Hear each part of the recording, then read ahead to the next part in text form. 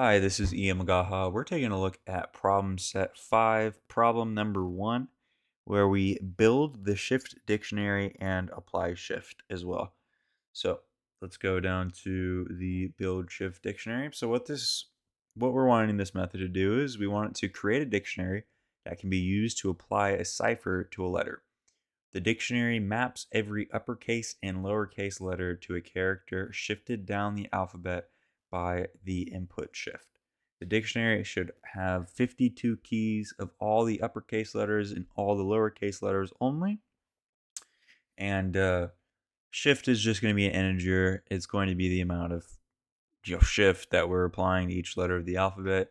It is greater than or equal to 0 and less than 26. And then we're going to return a shift dictionary mapping a letter to another letter. So first, let's initialize our variable shift dictionary. We're making a new dictionary that we're going to return later. And we're also going to initialize a counter as well.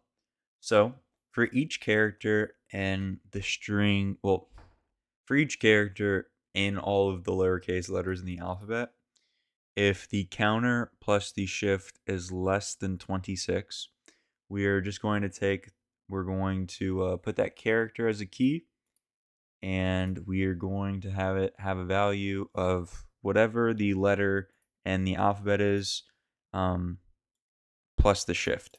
So, I mean, if you have A and you have a shift of 2, you're going to start off with a counter of 0.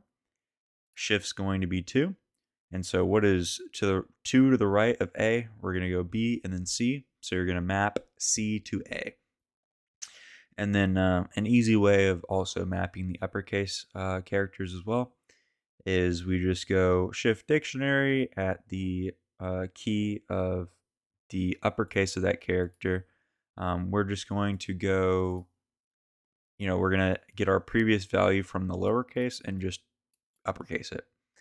And then else, this is for the case where the shift plus counter is greater than 20, or sorry, greater than 25, I guess. So for any case where counter plus shift is anything other than less than 26, we are going to go shift dictionary with the key of character is going to be equal to the counter plus, or sorry, is going to be equal to the letter at the spot of counter plus shift minus 26.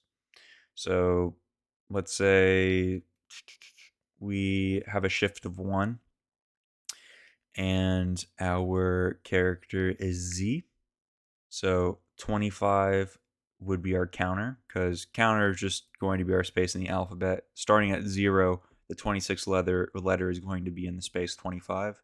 The shift is going to be 1, and then we're going to go 25 plus 1, which is 26, minus 26 is 0.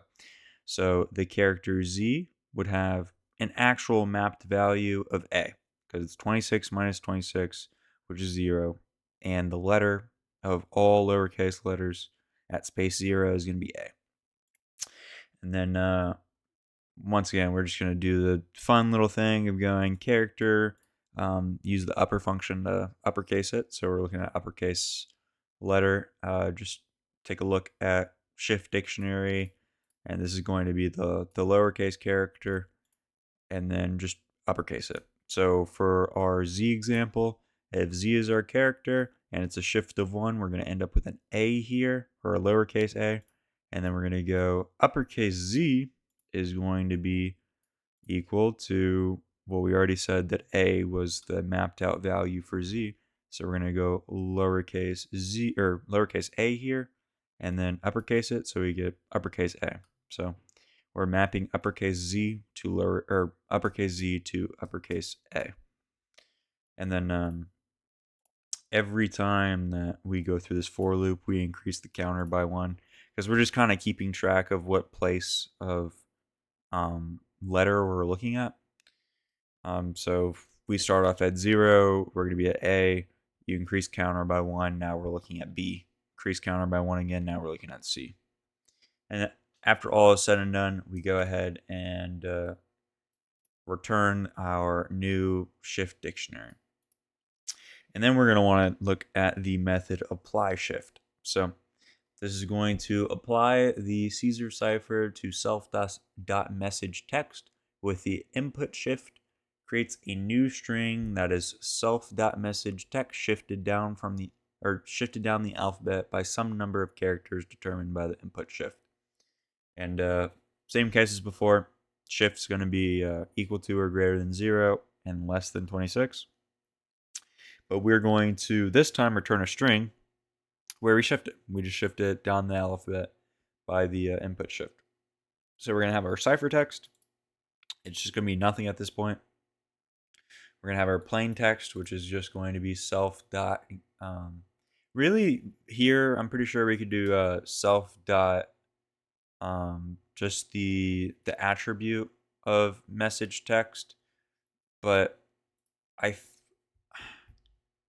mean, doing the function is just a safer way to do it, I think. So I'm just going to use the function get message text, and then our shift dictionary is going to be equal to self.build shift dictionary, the function or the method that we just created, given our specific shift that was input into the apply shift. Now for each character in plain text, first we're going to check to see if the character is in all letters. If it's not in all letters, that probably means it's like a space or punctuation or something like that. So we just want to add whatever that is to the ciphertext. So if it's a space, just add it to ciphertext. If it's a comma, anything like that, just add it. Else, we are going to want to add. Oh, sorry. I got it backwards. If the character is in letters, then that means it's a letter, and so we can use our shifted dictionary. That's what I should have said. So if it's in letters, that means that we can shift it. So we use our shift dictionary, and then we just add the shifted value. So if the in the plain text it's an A, and we're shifting over 2, then it's going to be a C. So you go A, you put A into the shift dictionary, shift it over by 2, you're going to get a C. So you add C to your ciphertext. Now, our other cases, which I was describing earlier, is if that character does not appear in the letters, and if it doesn't appear in all of the letters, that means that it's punctuation or something. It could be a space, anything like that. If it is, just add it to the ciphertext, because that means that we're only shifting letters. We're not shifting anything else. So we don't have to worry about shifting whatever the character is if it's not a letter. And then after we go through the for loop, go ahead and return what our new string ciphertext is. All right, and then that is it for problem number 1. Let me display that it works. Let's see. Let's make a text case here. Let's go I shift. That should be good, right?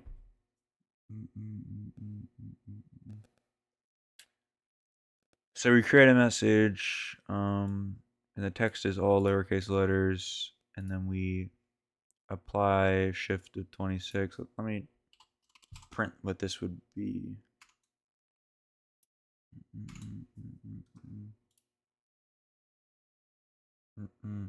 Oh, we're shifting by 26, so it does absolutely nothing. So let me shift by 2.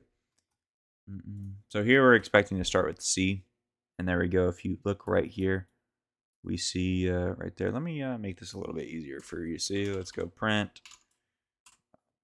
test.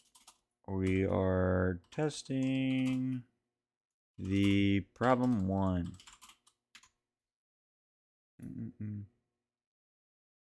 And I mean, if the apply shift function works, that means that our shift dictionary works. So let's take a look at this. So we're looking at testing the problem number 1. I use this example a bunch over and over again, saying, let's say we're shifting over 2. So if we shift over 2, we're going to start with C, and then we're going to go down the alphabet in order. So C, D, E, F, G, H, I, J, K, L, M, O, P, Q, R, S, T, U, V, W, X, Y, Z. But because we've shifted over 2, we're going to restart at A, and then there's going to be 2 letters because we shifted 2. So it's A, B. So this is in the order that we expect it to. And now if we shift it by 3, should start at D. So it's same thing, D, blah, blah, blah, blah, blah, blah, blah. And then you end at Z and you go back to A, B, C. So our shift works, our creating the shift dictionary works. Everything's working as expected. I shall see you in the next problem.